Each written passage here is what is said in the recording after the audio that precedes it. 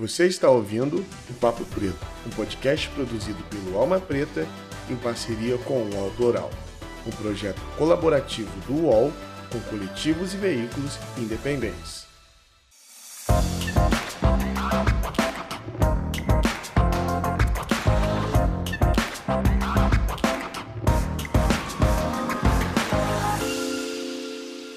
Salve, salve, galera! Bom dia, boa tarde ou boa noite. Meu nome é Iago Rodrigues e nós estamos começando agora mais um Papo Preto. É sempre um prazer ter vocês aqui nos acompanhando, mandando um e-mail. Inclusive, se você ainda não mandou seu e-mail, falou de onde você é, qual tem sido a tua experiência com o Papo Preto, agora é a hora. O nosso e-mail é papopretocast@almapreta.com e a gente fica muito feliz quando a gente recebe o seu e-mail falando de onde você é. A gente tem ouvinte nos Estados Unidos, a gente tem ouvinte em todos os cantos do Brasil, a gente tem ouvinte na Angola. Então é muito bom quando você manda o seu e-mail e fala pra gente de onde você é. Hoje nós vamos bater um papo muito massa com uma galera, olha, que vocês vão amar. E eu não vou apresentar eles porque eu acho muito importante a gente falar sobre si. Então eu vou deixar que a Cida fale sobre si. Cida, muito obrigado por aceitar, né, vir aqui, tá com a gente aqui no Papo Preto. E eu gostaria que você falasse um pouquinho de você para os nossos ouvintes. É uma honra para nós também estarmos aqui e ter um comunicador como você assim à frente. Para nós é muito maravilhoso. Meu nome é Aparecida da Silva, eu sou psicóloga, eu sou aqui de Santa Catarina, mais precisamente moro em Laguna, trabalho em Tubarão e hoje eu estou como presidente da Rede Brasil Afroempreendedor. Temos aí um monte de coisas bem interessantes, depois eu posso falar um pouco mais da minha trajetória.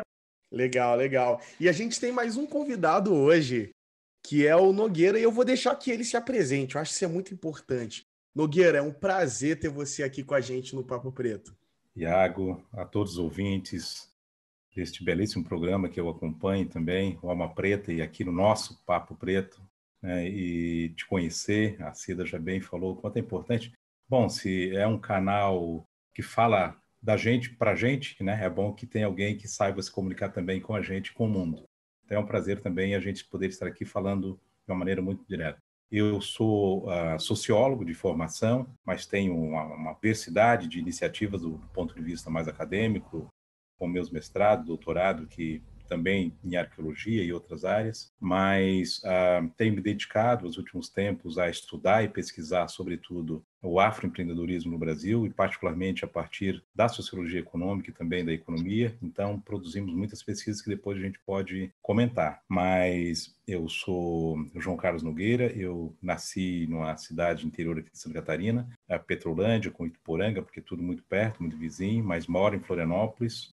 Sou o secretário executivo da Rede Brasil Afroempreendedor, sou o fundador também dela. E, claro, eu estive um tempo muito importante da minha vida à frente da Secretaria de Promoção da Igualdade Racial, quando foi constituída pelo presidente Lula, à época do governo democrático popular, em 2003, com a nossa ministra, a Matilde Ribeiro, que tive o prazer de trabalhar e ser um grande amigo. Fui secretário executivo e assim transitei como secretário executivo e também secretário de Ações Afirmativas com Edson Santos, nosso deputado federal, Edson Santos, e depois com o Eloy Ferreira, e depois, ao final, concluí o meu trabalho com a nossa última ministra, que Luísa Bairros. Então, é um pouco da minha trajetória profissional e como me inseri, né, e me insiro nesse contexto de debate. Eu sempre fico muito feliz quando a gente recebe aqui e quando a gente conversa sobre finanças, o mundo financeiro, sobre empreendedorismo, porque foi algo que foi negado para a gente durante muitos anos, né? Não posso nem falar anos, décadas e décadas, foi negado à população preta. Então é difícil a gente ouvir até o nosso povo, né? É bem difícil a gente ter acesso a isso. Então, quando a gente tem acesso ao ensino financeiro, ao empreendedorismo, isso é maravilhoso. E eu acho que isso é muito importante. Eu acho essa conversa muito importante. Então, você que está aí ouvindo, já espalha para geral já e fica atento, que eu tenho certeza que hoje a gente vai aprender muito. E antes mesmo da gente mergulhar nesse mundo do empreendedorismo, que eu tenho certeza que a Cida e o Nogueira têm muito para falar para a gente, eu gostaria de conhecer um pouquinho da história de vocês. Então, Cida, gostaria de saber um pouquinho da sua história, como você chegou aqui nesse ponto, se você puder resumir e contar um pouquinho para a gente, porque é aquilo, né? Eu, pelo menos, sou geminiano, então quando eu tenho que contar a minha história, eu vou que vou, e se deixa, eu vou horas, porque eu gosto de contar histórias, e ainda mais a nossa, né? É muito bom contar a nossa história. Então, gostaria de saber um pouquinho da sua vida, onde você estudou, como você chegou até aqui. Vocês dois são do Sul, né? Que legal, a gente sai um pouco do eixo Rio-São Paulo. Eu sou carioca, estou em São Paulo. Vocês são do Sul, então é legal que a gente diversifica bastante nessa conversa e sai um pouco aqui do eixo Rio e São Paulo. Então, Cida, é com você, conta um pouquinho pra gente da tua história. Iago, tu sabe que eu estava numa outra entrevista e eu falei para eles, eles pediram para mim contar a história e eu disse, são 53 anos de histórias. Então, tu sabe, eu adoro falar, porque eu também sou uma pessoa muito influente, adoro falar. Mas assim, eu acho, resumindo, eu penso, a minha história, ela começou aos 13 anos de idade, né? Venho de uma família do interior, Santa Catarina, um estado pequeno, e a minha família vem do interior. E muito interessante porque meu pai e minha mãe, eles eram de cidades vizinhas ali, e eles se encontraram e foram as duas pessoas da família, né? Tanto meu pai quanto a minha mãe, eles eram os únicos que tinham um formato diferente de fazer a vida, sabe? Dentro, uma forma diferente de pensar sobre a vida. Então, os dois, assim, eles tiveram... Né? Eu sou a filha mais velha de mais dois irmãos, e aí eles se casaram, foram morar na cidade do meu pai, e lá, eu nasci lá, mas eu me criei em Blumenau, fiz toda uma vida em Blumenau, mas quando eu tinha 11 anos, eu voltei para a cidade do meu pai, e lá na cidade a gente começou toda uma trajetória de vida, meu pai montou os negócios deles e tal, e a minha vida começa também nesse momento. Eu tinha 13 anos de idade e comecei a trabalhar, fui chamada para trabalhar numa escolinha de arte como estagiária, e eu sempre digo que algumas pessoas se aproveitam muito da nossa personagem enquanto negro, vamos dizer assim. Então, eu fui trabalhar numa escolinha onde tinha duas professoras brancas, e quando eu cheguei lá para trabalhar, elas simplesmente deixaram o trabalho para mim e elas iam para a cozinha tomar café. E eu achava aquilo muito tranquilo para mim, porque eu comecei a me penetrar muito mais naquele mundo ali, porque eu sempre gostava eu nunca gostei de ser mais uma, eu sempre gostei de ser a.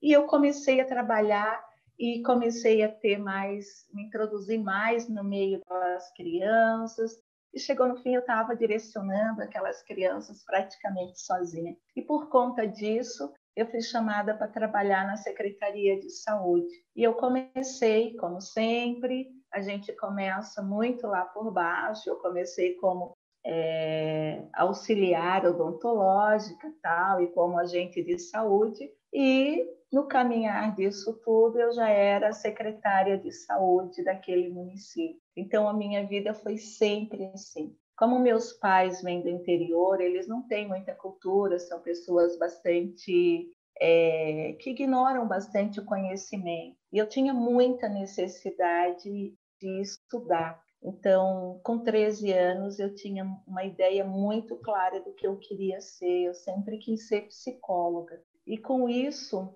eu tinha que estudar, só que meus pais não tinham condições financeiras para me pagar uma faculdade.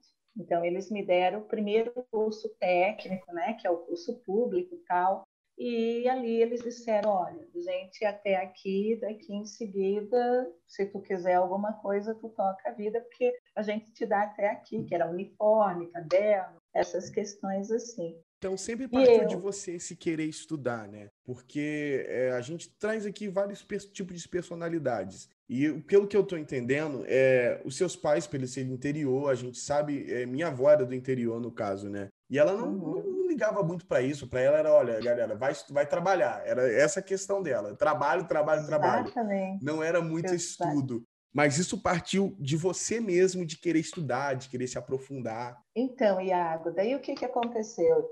Na época, uma faculdade de psicologia era durante o dia, não tinha de jeito nenhum como estudar, e até porque era muito caro, né? Como é que eu ia trabalhar para pagar? Então, assim, e realmente, a minha mãe, ela tinha muito a questão do trabalhar. Estudar não tinha nenhum valor, sabe? Estudo não tinha nenhum valor, tanto que eu tinha que, muitas vezes, ler ou fazer minhas atividades escondidas, porque senão isso era deixar de trabalhar para ela, né? Mas eu queria muito estudar, então eu fui pagar aí eu comecei a estudar e paguei um curso. Na época era para ser professora de magistério. E aí eu fiz um curso de magistério porque eu não podia deixar de estudar, porque como é que eu ia chegar na faculdade de psicologia se eu não estudasse? Aí eu fiz magistério, até porque na minha época ser professora era muito chique, né? Era muito legal. E aí mas não gostei disso, não era aquilo que eu queria. Aí continuei, fiz outro curso técnico. E aí eu fiz de auxiliar de administração. E aí fiz técnico de administração, ok. Depois fiz técnico em contabilidade. Aí acabou todo o curso daquela escola. E agora? Mas aí eu fui para a Você área fez da todos os saúde cursos. e lá eu fiz todos os segundos graus, todos os cursos técnicos daquela escola. Depois eu fui para a área da saúde, daí eu fiz muito, muito, muito, muito, porque daí eu tinha o poder dentro da área da saúde de fazer cursos, e aí eu comecei a fazer, e eu sempre quis muito, muito, porque o meu objetivo era chegar a ser psicóloga. E aí, nesse caminhar, eu me casei, eu tive filhos e não deixei, sempre estudando, sempre fazendo cursos, e eu me mudei de cidade. Eu vim morar aqui onde eu moro hoje, em Laguna, e aí eu tinha que continuar a estudar. Eu comecei a fazer um curso de pedagogia e eu nunca me esqueço, assim, quando eu estava no curso de pedagogia, eu disse para as pessoas na apresentação, no primeiro dia, eu disse, olha, gente, eu estou aqui porque eu não tenho condições de fazer um outro curso, que é psicologia, mas eu vou dizer para vocês que um dia vocês todos saberão que eu serei psicóloga. E nessa questão toda, no meio do curso, o primeiro curso de psicologia à noite, eu nem pensei, né? Fui lá, fiz vestibular, passei entre os 10 primeiros colocados e fui fazer a graduação em psicologia. Nisso tudo, dentro da própria universidade, e aí a gente montou, junto com mais 5 amigos, nós montamos um projeto e quando a gente se formou, a gente já tinha esse espaço, esse projeto, e começamos a trabalhar nesse projeto. Só que assim, eu, Cida, tinha muito claro aquilo que eu queria para a minha vida, que era ser psicóloga. E meus pais sempre foram empreendedores, né? Desde quando eu me conheço por gente, eles sempre empreenderam. Então, a gente já tem essa veia, esse caminho. E quando eu fui, a gente com esse projeto, muitos desses profissionais acabaram buscando outro rumo. E como eu tinha esse olhar, eu acabei ficando como administradora e comecei a administrar esse espaço, né? E até eu conseguir, hoje eu já tenho há 15 anos a minha clínica, uma delas, né? E até eu conseguir estar direcionando ela da forma que eu tinha o melhor entendimento. E Aí hoje que eu veio tenho a uma paixão por clínica. empreender, então. A minha paixão por empreender, ele já vem de muito tempo, né? Porque na realidade eu fui ensinada a isso. A minha família toda sempre foi muito ensinada a isso, tanto que tanto eu quanto meus irmãos sempre foram empreendedores. Acontece que eu tenho uma mãe que ela é muito forte na personalidade dela e ela sempre empreendeu muito. Meu pai também, meu pai teve o primeiro negócio. Só que quando eu vou olhar a minha história, desde o meu avô, ele já era empreendedor naquela época, então a gente já veio um pouco com isso. Mas eu, pessoalmente, acabei empreendendo meu negócio mais na área da saúde, né? Eu fiz um centro de referência em saúde mental, que eu tenho, e hoje eu tenho duas empresas. Eu tenho a Psicomed e a ProLife, que são duas empresas que eu trabalha com saúde mental, trabalha com psicologia, trabalha com toda essa questão emocional. E aí eu venho nesse processo muito forte empreendendo, e eu vou ainda mais para frente, quero outras coisas, mas eu trago na trajetória muito isso. E junto com isso... E quando chega a Reafro na sua vida? E junto com isso, aí é que eu ia te dizer, junto com isso eu também sempre venho dos movimentos negros, né? Então, eu sempre estou linkada a toda essa questão racial, toda essa questão dos movimentos negros. E a Reafro, ela chega no momento que o nosso hoje, né, diretor executivo da Reafro, Nogueira, que a gente já está muito junto, né, trabalha nesse segmento há muito tempo junto. Ele foi, na realidade, na época, secretário da CEPI, da Secretaria, e aí ele traz, depois que termina isso tudo, ele traz esse projeto, e esse projeto ele nasce com o projeto Brasil Afroempreendedor, né, que ele culminou na Reafro. E a gente vem nesse segmento, nesse tempo todo, quando isso tudo se culminou na rede, nesse momento a gente construiu a Reafro, a Rede Brasil Afroempreendedor, e nesse momento eu fui vice-presidente dessa rede, né? E a gente teve uma presidente do Rio de Janeiro, a Ruth Pinheiro, uma pessoa que muito legal, porque ela tinha um conhecimento muito amplo dentro de todo o conhecimento que ela tinha. Então, a Ruth foi, naquele momento, a presidente, e a gente estruturou, né, junto com toda a diretoria da época, todo esse primeiro momento da RA. E aí, nesse segundo momento, eu venho para frente como presidente da RA, fazendo novamente, né, dando formato a toda aquela estrutura que a gente já vinha criando desde o primeiro momento, desde quando a gente estruturou a Reafro. Então, eu acabei chegando dentro da Reafro, mais ou menos nesse formato, né, enquanto empreendedora na área da saúde, enquanto empreendedora negra, e também enquanto está nesse movimento todo em direção a querer realmente potencializar e ajudar a incrementar, né, os negócios dos afroempreendedores. Então, como empreendedora negra, eu acho isso extremamente importante. Estamos aqui junto com todo esse povo, com a diretoria maravilhosa que nós temos, para dar aí potencializar esses negócios. Desculpa, Thiago, não deixo quase nem tu falar, né? Não, fique em paz. É importante a gente ouvir a história das pessoas. Antes mesmo de a gente entrar nesses assuntos, eu sempre procuro saber, porque nem todo mundo que escuta sabe a história das pessoas. Então, eu acredito que existe de mais bonito em nós são as nossas histórias. Não só as nossas vitórias, mas também a nossa história. Então, chega a parte do nosso amigo Nogueira. Nogueira, agora eu quero que você fale um pouquinho da sua história para mim, para os nossos ouvintes também. Que bom, Iago, que a concepção de vocês para formar e informar seja partindo da história das pessoas. Você sabe que, do ponto de vista civilizatório, eu falando como arqueólogo, eu estudei muito daí a pré-história, né? Você começa a pegar pelos primórdios. E o que mais nos fortalece para sobreviver em tempos como esse, inclusive, de pandemia, e toda essa desconstrução do ponto de vista do ser, né?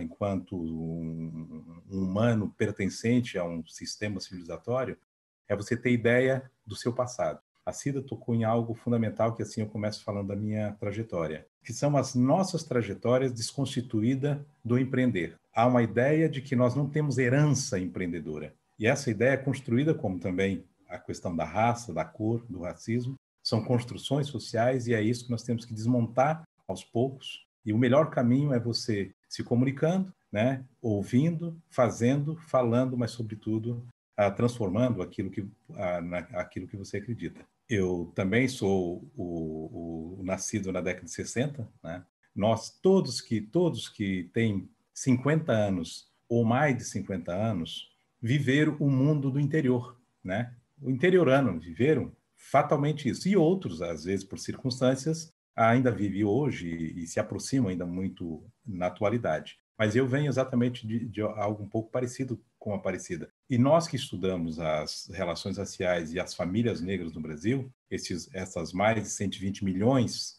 de pessoas que são hoje declaradas pretos e pardos, a gente vem de raízes muito comuns, que não é necessariamente só falar da escravidão. Nós viemos de realidades muito comuns das nossas vidas. E é sempre bom que se diga, eu aprendi isso, sabe com quem, Iago? Com a minha tataravó.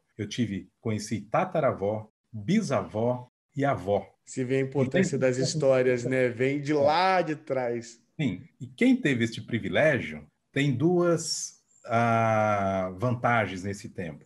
Primeiro, da relação com as mulheres, porque eu fui criado, veja, eu não falei dos meus avós, porque eu não os conheci, nenhum dos três, mas conheci todas elas. E também de uma família muito matriarcada, que era minha mãe. E a outra coisa é porque todas me contaram a história.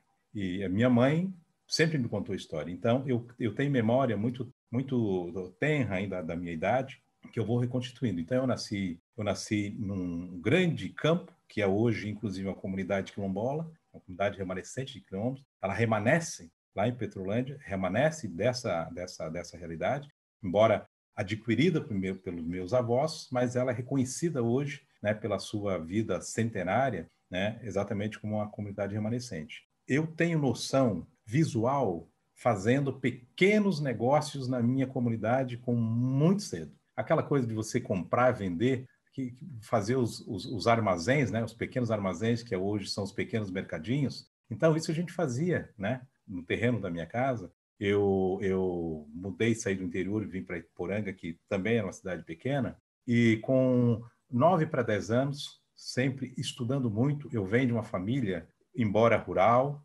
trabalhadora do campo, escolarizada. O meu pai, porque passou pelo exército, a minha mãe, porque era uma mulher parecida talvez com a mãe da Cida, parecida com outras tantas mulheres negras no Brasil, cuidava de um monte de filhos, mas ela estudou. A minha mãe casou com 16 anos, então ela não conseguiu continuar estudando porque ela casou para ter filhos, né? Mas ela estudou. E dada a sua inteligência, ela sabia muito. Ela lia para nós, o meu pai também lia muito. Então nós não tivemos, por exemplo, aqui um déficit da informação, porque eles liam o que era possível ler. Desde o jornalzinho da igreja, a bula de remédio. Era assim, né? Não tinha. Então, tinha esse exercício da leitura. Eu tenho memória do meu pai sentado, depois de trabalhar 10, 12, 15 horas por dia, ainda assim sentado num sofazinho, no canto da sala, lendo o jornalzinho da paróquia. O jornalzinho da paróquia. Que hoje Então, é uma raridade, hein? A gente está ouvindo você falar sobre eles. Isso hoje é uma raridade, você pegar um pai de família ou sei lá quem seja lendo. Você vê que eles aproveitavam tudo que eles tinham. Perfeitamente, Thiago. E veja que o movimento é tão interessante que eu sempre digo para os meus filhos hoje, aquilo que você vai fazendo, você vai não querendo mais deixar de fazer, que é bem assim o processo de escolarização, do aprendizado do conhecimento. Então, as pessoas dizem, mas como é que você lê tanto? Claro, porque eu sempre li. Então, meus livros é parte constitutiva da minha vida, né? Então, eu sempre li muito. Olha, assim, gente, eu só quero deixar algo bem explícito aqui. É que vocês não têm como ver ainda, né? Mas o Márcio, ele tem uma estante gigante de livro atrás dele.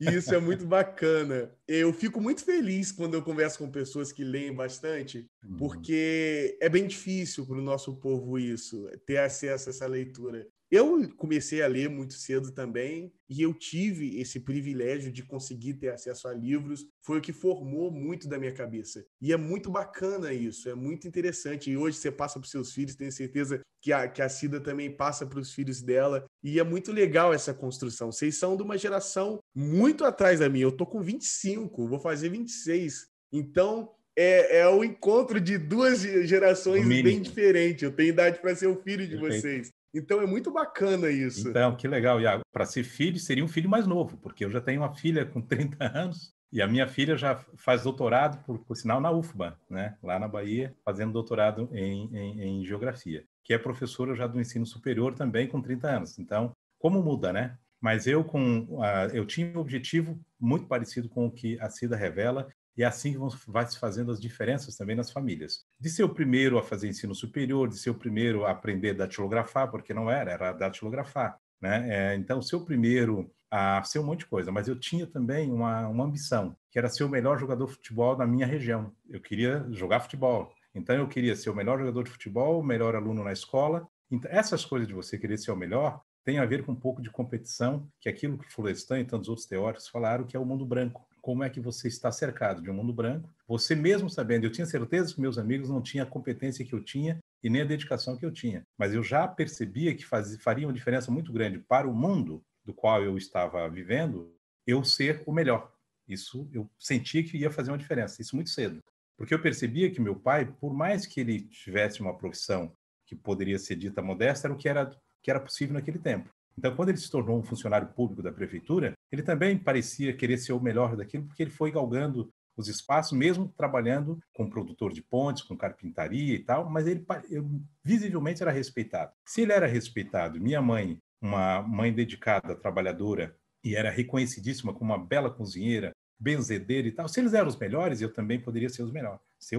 E isso fez com que eu fizesse também os vários cursos técnicos, né? Eu me formei em contabilidade, me formei em agrimensura, me formei em técnicas bancárias. Eu cheguei com 17 anos e fui para o banco com 17 anos, 11 meses e 20 e poucos dias. Eu ainda não tinha 18 anos, precisei esperar para me habilitar como um profissional do banco. Entrei no banco e do banco fiz uma trajetória rapidinha. Eu já queria sair do banco eu queria ir para a universidade, passei com 18 para 19 anos no vestibular, saí da minha cidade, vim para Florianópolis, de Florianópolis me envolvi com o movimento estudantil, movimento sindical, mas no movimento sindical eu também achei que era fundamental presidir o sindicato, então eu fui presidir o sindicato, e aí bancário, estudante, eu comecei a pesquisa muito cedo. Quando estava na metade da minha graduação, eu já tinha todos os conhecimentos das técnicas de pesquisa, com excelentes professores que eu tive na sociologia e na antropologia e na estatística, e com isso, num currículo antigo que a gente tinha, quando termino o curso em 89, eu tive o privilégio de terminar um curso sabendo que era pesquisa de campo, fazer pesquisa de campo, né? Então, isso me deu grandes possibilidades. Eu poderia ter ficado na universidade, inclusive, como professor, porque eu já era assistente, mas eu fiz uma trajetória pensada. Eu achava fundamental que a luta nossa precisava passar por desafios maiores do que, de repente, estar num único espaço. E foi assim que eu fui para o movimento sindical. Eu assessorei a CUT Nacional, eu assessorei Vicentinho de Paula, que foi o nosso presidente da CUT Nacional, e fui fazendo iniciei meu mestrado, depois fui para fora, fui para os Estados Unidos, em Boston, para iniciar meu mestrado, e acabei voltando e fazendo aqui no Brasil, depois passei para o doutorado. Então, este é um pouco da minha história, mas sempre ligado a algo muito genuíno. A minha família, que tinha essa base,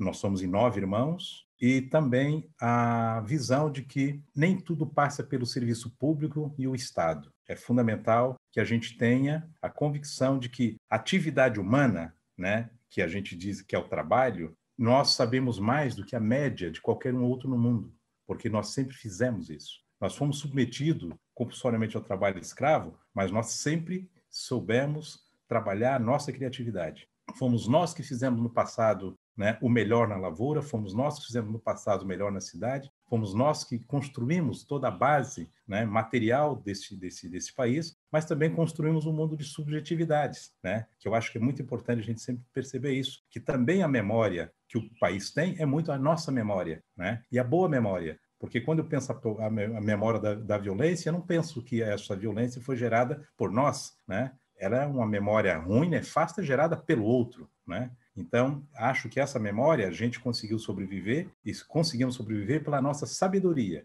E ao ter sobrevivido pela sabedoria, eu também fiz o meu caminho, a minha trajetória, pensando que o conhecimento e a sabedoria é o que fazia com que a gente pudesse chegar onde nós chegamos.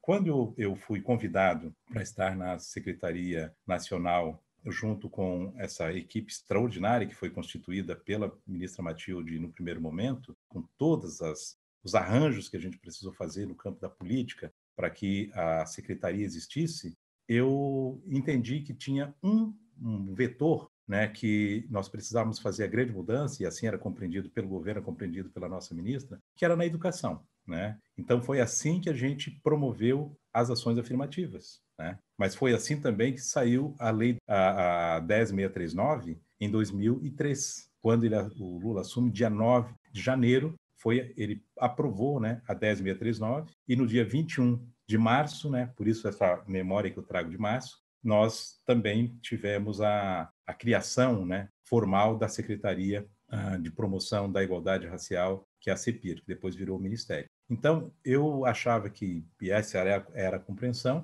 Nós tivemos as ações afirmativas, um programa potente que todo mundo conhece hoje como o sistema de cotas. Nós tivemos uma política importantíssima para as comunidades quilombolas, né, o Brasil Quilombola, e lá se foram 2003, 2004, 2005, até 2006. Eu fui candidato a deputado federal na minha cidade, no meu estado, né? Tive uma excelente votação, fui suplente nesse período, e em seguida fui fazer o meu doutorado fora, em Portugal, e aí era um curso que envolvia Espanha e França, então eu fiquei lá um período, de 2007, 2008, nesse período todo fiquei muito dedicado a isso, continuando com as minhas pesquisas mais no campo da arqueologia, da antropologia, e voltei a pedido do ministro Edson Santos para a Secretaria Executiva da CEPIR novamente, para ajudá-lo, né, ajudar os meus companheiros que estavam lá, tantos que nos ajudaram a fazer tudo isso, a terminar esse primeiro fase que era do governo Lula. Então, eu saio da Secretaria da CEPIR, a secretaria que virou o Ministério de Promoção da Igualdade Racial, e sou convidado aí para o SEBRAE. E aí sim está agora, e finalizo com isso, dizendo que eu tinha muita convicção de que nós precisávamos mexer num lugar que era pouco conhecido, que chamava-se micro e pequenos empreendedores, né? O que era micro e pequena empresa no Brasil? O que era o trabalho informal no Brasil? Isso me inquietava demais, porque sempre a gente lia que envolviam milhões de pessoas e milhões em recursos, né? Então, a primeira pesquisa que foi possível a gente desagregar, desvendar esses dados, foi apresentada pelo SEBRAE, o período que eu estava lá também, que tecnicamente foi muito bem feita essa pesquisa. Foi uma desconstrução, na verdade, um mergulho na PNAD para estratificar todos esses dados, né? A estratificação desses dados nos surpreendeu, onde 40%, quase 50% de todos os micro e pequenos empresários, né, os chamados donos dos pequenos negócios, eram negros e negras, portanto, os pretos e pardos. E aí, Iago, virou meio que o boom, né? Muita coisa vem antes, é verdade, né? Eu posso lembrar, desde os anos 60 e 70, muitas organizações e entidades fizeram muito nessa direção, mas ninguém sabia ao certo quem nós éramos, né? No chamado hoje ecossistema, né, do afroempreendedor no Brasil. Então, nós passamos a saber a partir daquele momento, e aí constituímos, depois de 1 ano e 2, nós fizemos, isso é importante, para que todos tenham como memória, 26 oficinas técnicas com afroempreendedores no Brasil inteiro, para que a gente pudesse estruturar o projeto Brasil Afroempreendedor.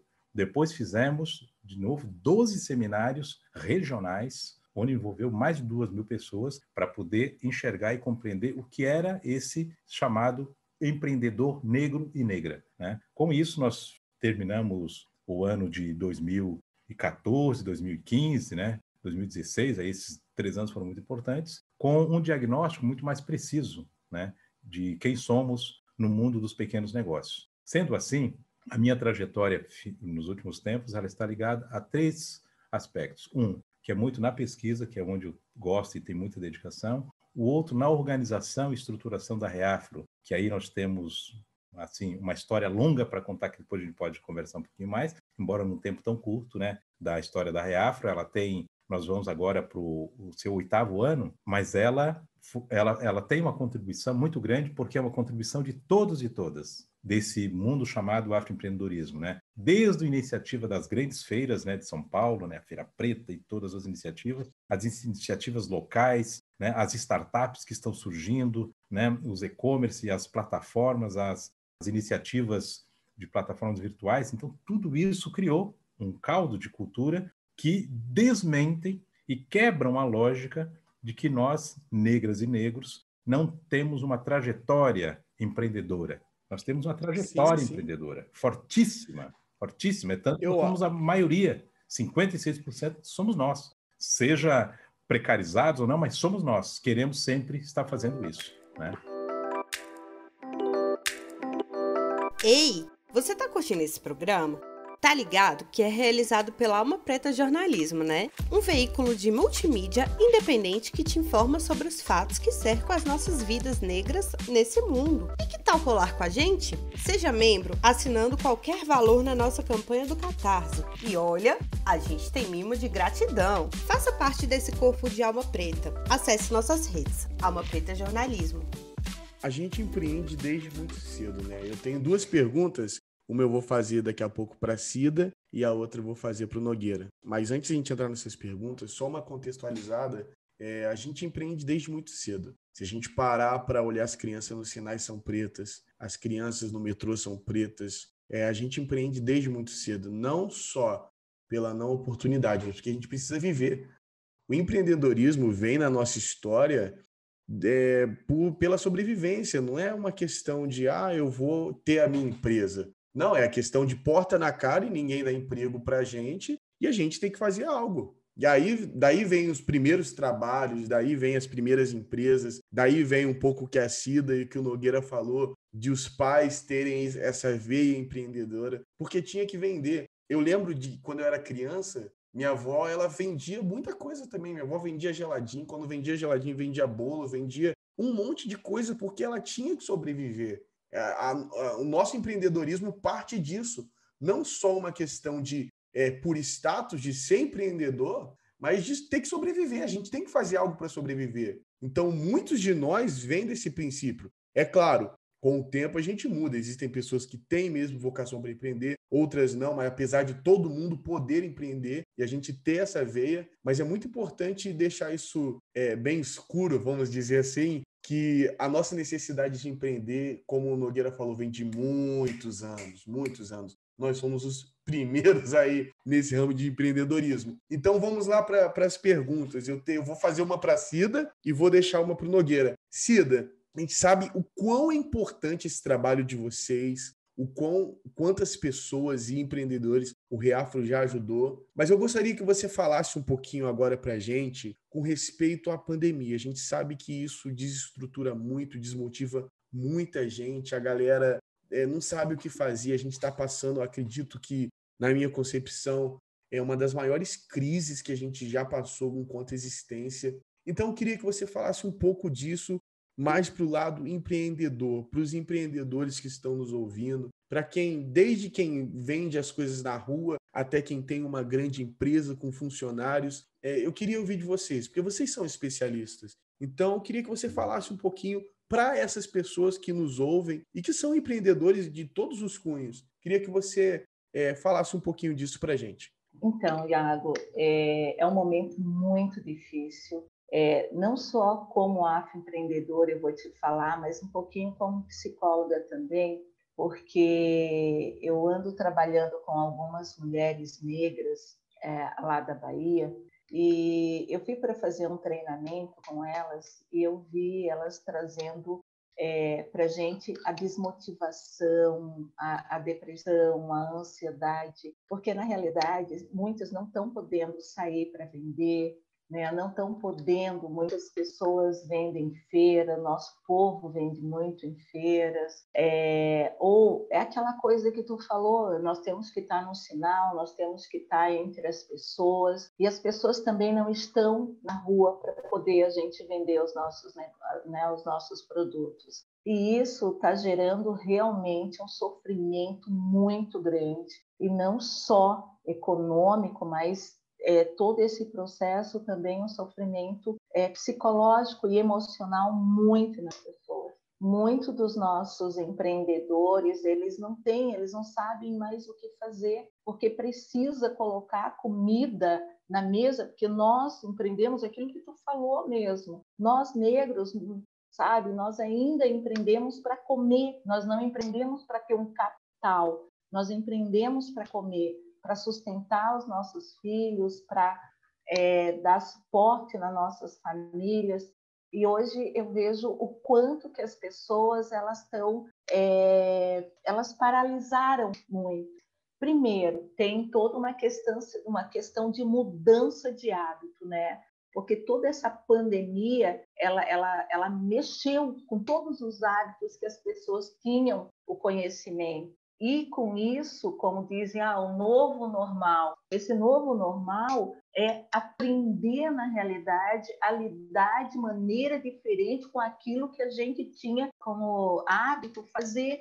Nós precisamos mudar. E quando eu vejo assim que as pessoas dizem assim para mim, Cida, eu não consigo, sabe? Os empreendedores e tal, eles dizem, Cida, eu não consigo, eu não sei mais o que fazer, eu não estou mais com vontade de fabricar as minhas coisas ou de sair para, sabe? As pessoas elas perderam muito essa. Não é que elas perderam a vontade, mas isso tudo gerou, na realidade, vários processos emocionais dentro do indivíduo, porque eles estavam tão habituados com determinada coisa e mudar isso é como se, eu não sei fazer diferente, mas nós sabemos fazer diferente, sempre soubemos fazer diferente. O problema é que nós precisamos mudar a maneira como nós fazíamos.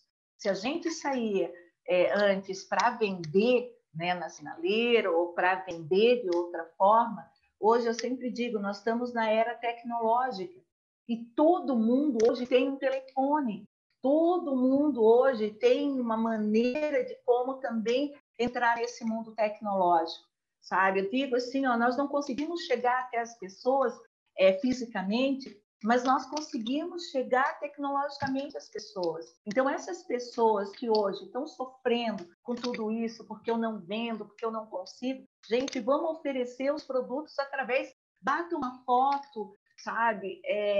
Conversem, mostrem os seus produtos, ligam, porque as pessoas, nem todo mundo conhece o que a gente faz e sabe o que a gente faz. Então, a gente precisa apresentar o nosso produto para o mundo. A gente precisa ofertar.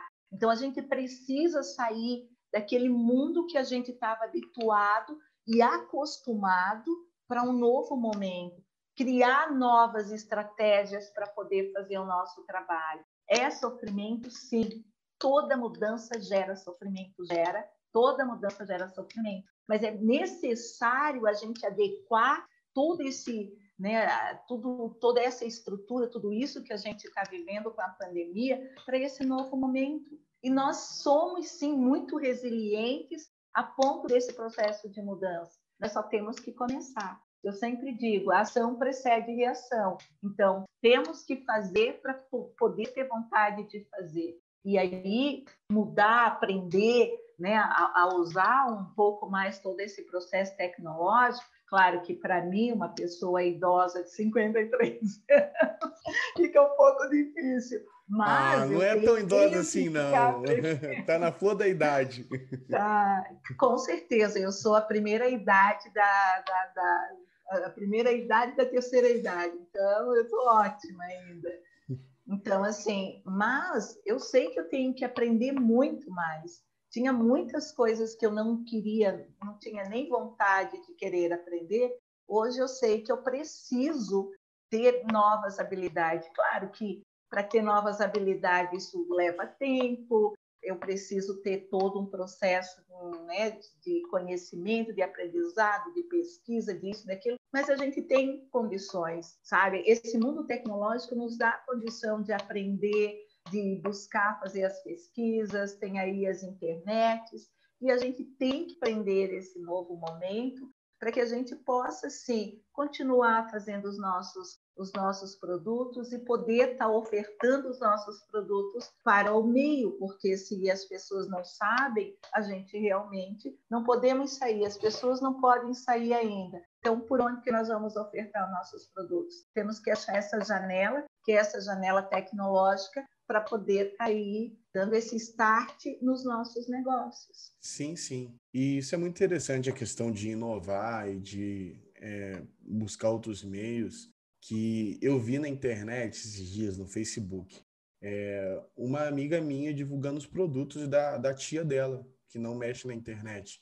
Então, você que está ouvindo, é uma boa saída. Ah, mas eu não tenho práticas, eu não entendo. Procure um sobrinho, o seu filho, a sua nora, não sei. Mas não fique parado. A gente sabe que a situação é triste, é dolorida. Aqui no condomínio onde eu moro, uma senhorinha, veio entregando debaixo das portas. Ela está fazendo comida em casa e ela entrega nas casas. A gente precisa se reinventar. A gente se reinventou até aqui, a gente vai passar. E uma das formas é você que está ouvindo e não é empreendedor. Ah, eu não sou empreendedor. O que eu posso fazer? Ajudar essas pessoas. A gente tem muito costume de ir nos maiores mercados, nos maiores lugares.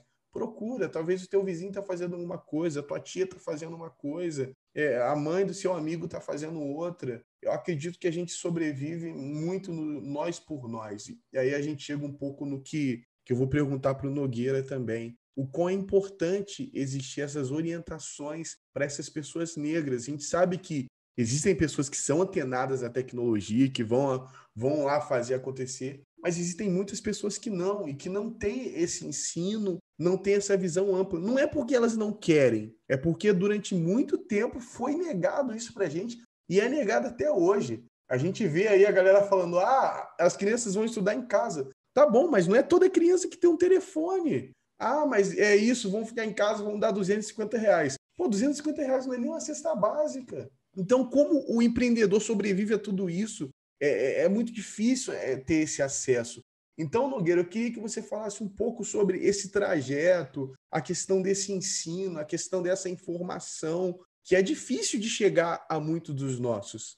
É verdade, a Cida deu um panorama muito preciso e uma orientação muito refinada de coisas que são dos mercados, dos negócios, mas são pedagógicas para a vida, né? De como que a gente precisa fazer essas coisas, né? E tem um ponto que nos conecta, também o que nos conectou na crise pandêmica, na crise sanitária, que é o coletivo. Sem coletivo não tem saída. Onde mais se tem dificuldades de soluções é justamente onde se desagrega os coletivos. Então, a nossa situação no Brasil, por que nós ficamos o epicentro, é porque não tem uma conectividade coletiva para o conjunto, né, daqueles que precisam. Então, você precisa ter tanto a conectividade e o movimento coletivo micro, local, né, que vai desde a família até mesmo a comunidade, a rua e o seu bairro, enfim.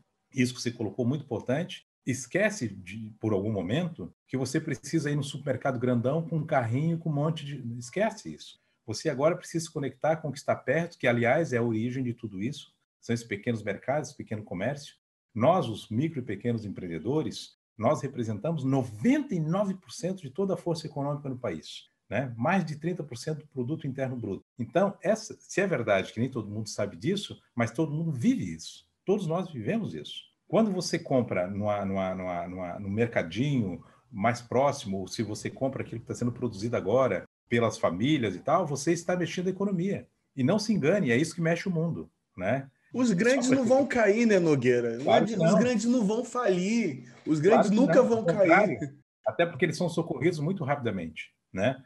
Então, uma orientação fundamental da REAF, da Rede Brasil Afroempreendedor, é que as pessoas se reconectem pensando a partir do local e aquilo que está mais próximo. Agora tem que se reconectar com esse mundo pequeno. Eu já fazia isso antes, com os parentes, todo mundo produz, se especializa. É um pouco do black money, né, que chama isso. Exatamente. Essa forma de se reconectar dos negócios é fundamental. Agora, tem um dado do qual nenhum cidadão brasileiro, sobretudo nós, micro e pequenos empreendedores, e em particular o afroempreendedor, não pode esquecer que é obrigação do Estado investir na gente. É obrigação do Estado.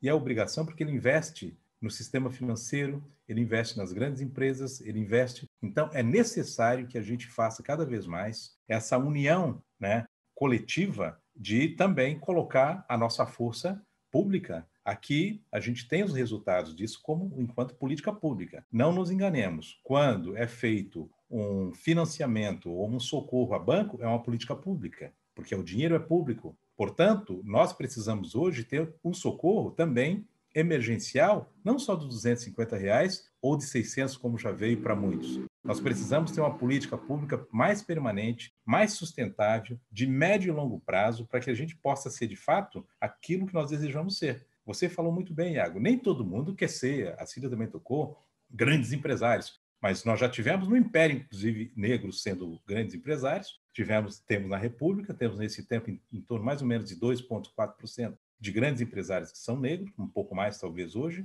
Então, mas temos hoje, aproximadamente, mais de 1 milhão de pessoas com capacidade real de se tornar empresários médios e grandes e que não se tornam porque falta investimento direcionado. Se foi necessário nós fazermos um programa sustentável de cotas e de fortalecimento das iniciativas, é necessário também você fazer investimento na economia produtiva dos afroempreendedores. Porque foi assim que a gente teve os empresários não negros, brancos, fazendo o que fazem hoje, né? Nenhum banco nasceu só do esforço de um banqueiro. Ele nasceu também por conta do investimento do Estado. Nenhuma empresa nasce só porque tem uma herança, né, que já é produto também do trabalho coletivo. Então, essa ideia de economia, essa ideia coletiva, essa ideia que entra nas nossas casas, que é fazer o dia a dia, é fundamental que a gente reverbere isso. Por isso que a Reafro ela tem como princípio o seguinte: fortalecimento, o fomento do afroempreendedor. Ele precisa, aqueles que queiram, estar associado junto com a gente nas mais diversas iniciativas, para que daqui a uns tempos, mesmo com a pandemia passando, porque vai passar, mas ela vai demorar, não nos enganemos. 2022 nós vamos estar vivendo muito ainda do processo pós-pandêmico. Então a gente precisa se preparar agora, e nós estamos nos preparando, fazendo inclusive um curso como o Virando a Onda, que é um projeto que nós estamos desenvolvendo em São Paulo e Rio, tem muito esse sentido, de dialogar com esses empreendedores para dizer para eles e para elas o seguinte: você está muito abatido, às vezes até mesmo depressivo, mas você vai sobreviver. E nós vamos te ajudar a sobreviver. E para sobrevivermos, e para a gente poder viver, é necessário a força coletiva. Isso é indispensável. E, por fim, eu gostaria assim, que a gente pudesse entender que no Brasil nós somos representativos, mas seremos melhor de forma coletiva, né? De forma coletiva. Fazendo o que a gente é capaz de fazer. A inovação tecnológica, né, Iago? A comunicação, isso que nós estamos fazendo aqui hoje, o que nós aprendemos nesse 1 ano e tanto de pandemia?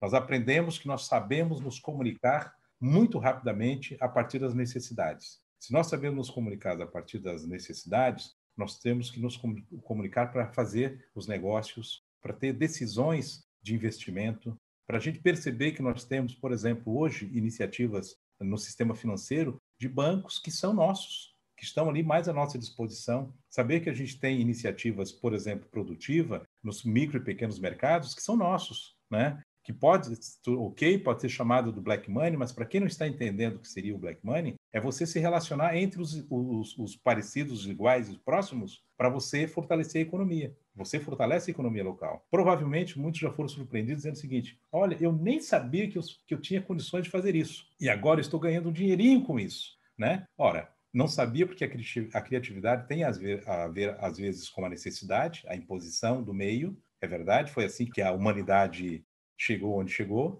mas tem a ver também com você planejar, tem a ver também com você pensar no que quer fazer. E esse é um tempo que você precisa refletir com todas as dores da pandemia, o que eu quero fazer. E aí a Reafro, nesse caso eu tenho que dizer, está também para ajudar, porque a experiência acumulada dos afroempreendedores que nós pesquisamos, que nós conversamos, que nós convivemos, não são poucos, são os milhares, e a gente pode ir reproduzindo. O que nós fazemos, que é muito pouquinho, Iago, é porque nós somos milhões. Nós somos milhões. Né? Nós somos muitos no Brasil afora. Nesses 26 estados do Distrito Federal, nós representamos 14 milhões que se autodeclaram no seu CNPJ: eu sou preto, preta e quero empreender. Se vai fazer um ou outro tipo de empreendimento, se vai dar escala a isso, não é o caso agora, mas todos têm a capacidade de fazer isso, e eu creio que este é o momento da gente cada vez mais saber que nós somos capazes, temos condições de ir fazendo a virada do jogo, mesmo em momentos tão difíceis quanto esse que a gente está vivendo.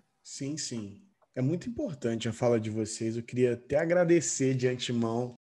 Vocês dois são uma fonte de sabedoria.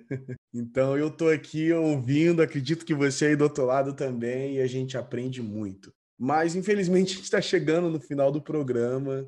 Infelizmente. E para a gente finalizar, eu gostaria que, Cida, o Nogueira falou um pouco da Reafro, que você também falar, para a gente finalizar, falasse um pouquinho da Reafro também, aonde as pessoas podem encontrar, como as pessoas podem entrar em contato com vocês, como funciona esse suporte, para que as pessoas conheçam também a Reafro. Eu sei que tem o site, tem as redes. Então, para a gente finalizar, assim, caminhando para o final, fala um pouquinho da Reafro para a gente, para as pessoas. Então, Iago, quando a gente fala da Rede Brasil Afroempreendedor, a gente está falando de uma rede nacional de afroempreendedor. Dentro desta rede, nós temos um sistema, né, que é um orgulho meu falar que dentro da nossa rede nós temos uma escola de negócio que as pessoas podem acessar, que é a Enafro, que lá a gente sabe, porque eu entendo que quando a gente tem conhecimento sobre os nossos negócios, como conseguir, né? Tem muitas coisas que no negócio a gente precisa aprender, a gente precisa saber, e para isso é muito importante. Então, nós temos a Enafro, que está dentro do sistema da Reafro.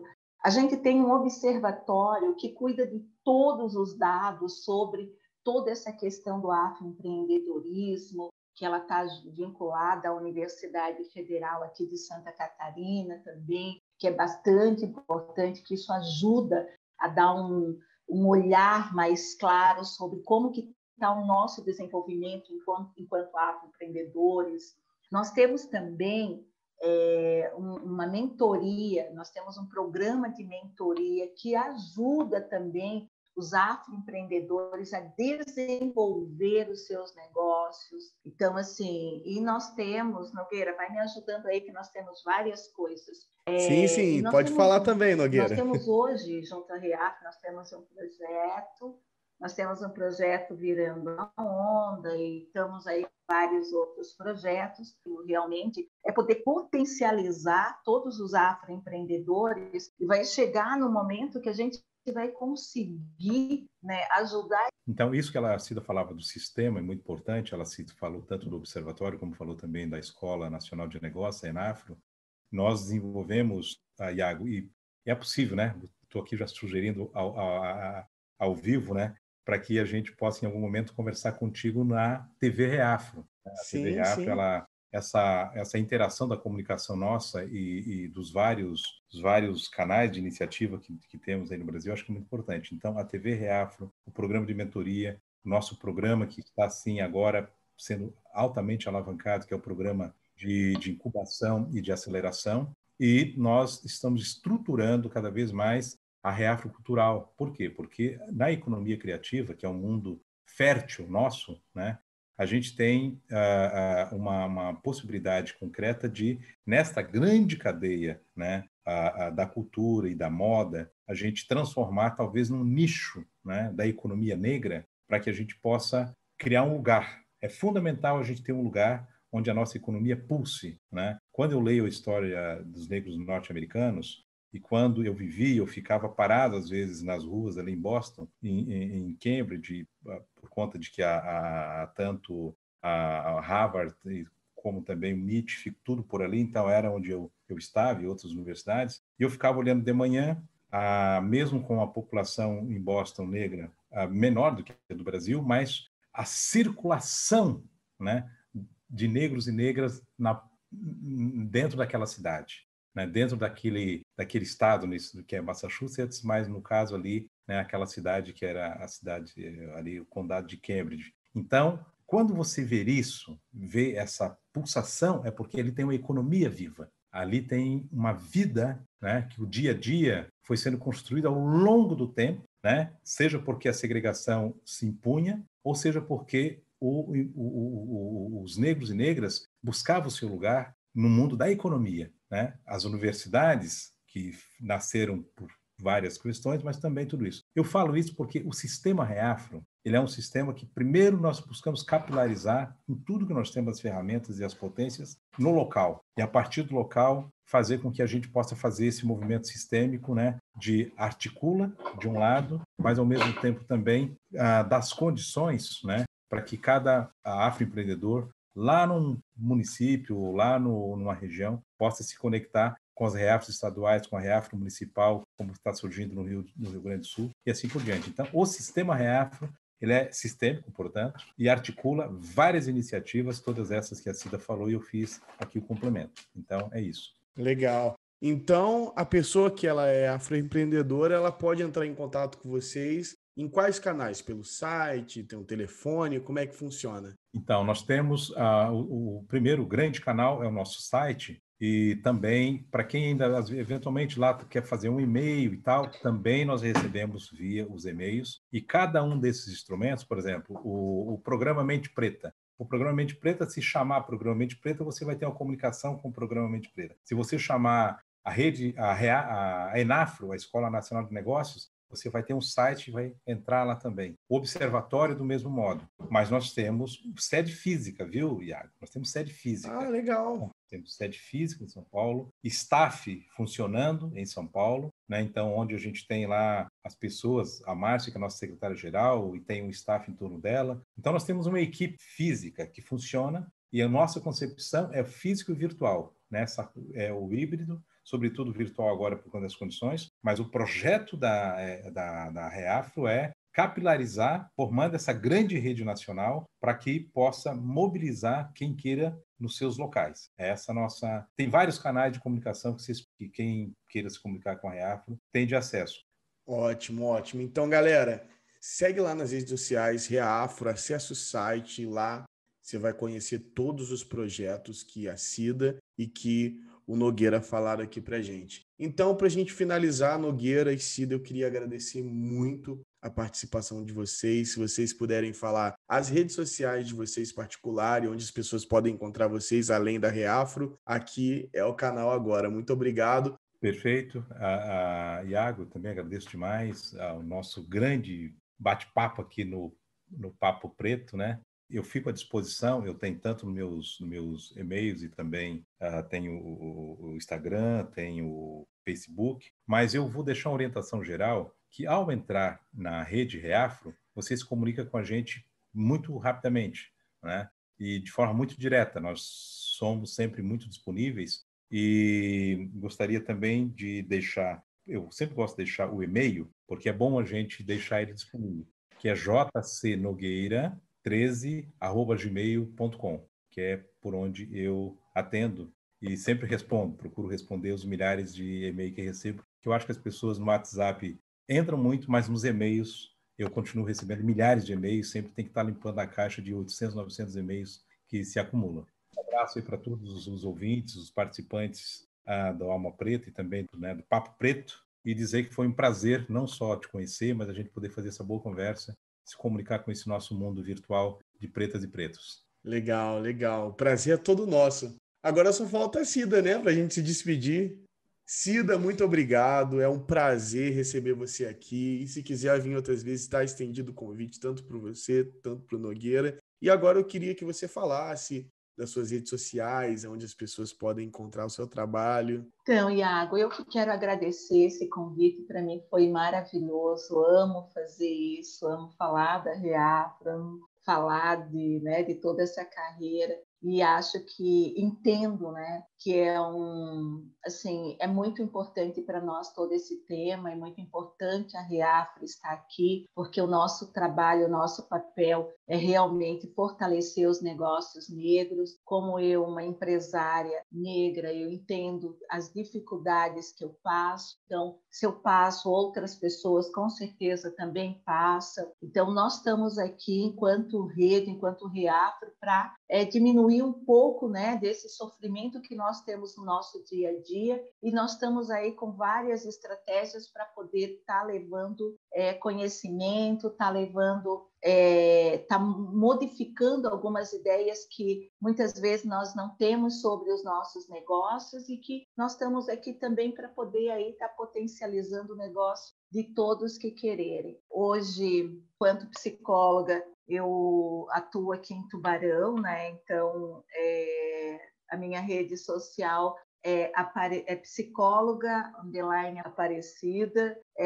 Também pode, eu tenho meu telefone, se alguém quiser também fazer contato, é 48 99606 4113, e também pelo e-mail, que é cidalaguna27@gmail.com. Então, e também temos todas as redes através da Reafro. Vocês podem entrar no site da Reafro, lá tem todas as informações necessárias e também tem como chegar até mim, né? Então, eu agradeço muito a todos os ouvintes hoje que estão aí nos escutando. Iago, uma graça a você, muito obrigada, querido, um sorriso lindíssimo tu tem, uma delícia isso. Então, agradeço a todos e espero que em outro momento, eu estou sempre à disposição de vocês, a Reafro está também à disposição de vocês. Venham conhecer um pouco mais da Reafro, venham saber como que ela funciona, entrem nos sites, venham conhecer o sistema que está dentro da Reafro, todas as coisas que estão dentro da Reafro, faz parte do sistema Reafro. Então, assim, conheçam e venham aqui, porque nós estamos aqui para ajudá-los. Então, ajudá-los, os negócios, ajudar vocês e ajudar os seus negócios. Beleza, Iago? Obrigada, querido. Obrigada a todos. Nada, eu que agradeço vocês. Muito obrigado a você que chegou até aqui. É sempre um prazer receber você nesse podcast. E para a gente finalizar, antes da gente ir embora, conheça o nosso plano de assinatura no Catarse, lá no site do Alma Preta. Então, se você ainda não é assinante, a gente só está aqui porque existem pessoas que estão por detrás, ajudando, apoiando esse trabalho. Então, para que esse trabalho continue, que a gente venha aqui mais vezes, entra lá no nosso site, almapreta.com, conheça o nosso plano de assinatura, assine, você pode assinar a nossa newsletter para estar recebendo as notícias. E, gente, é isso. Muito obrigado, Nogueira, muito obrigado, Cida, e até o próximo Papo Preto. Valeu, galera. Tchau, tchau. Valeu, beijo. Você ouviu o Papo Preto, um podcast produzido pelo Alma Preta em parceria com o UOL Plural, um projeto colaborativo entre o UOL e coletivos e veículos independentes.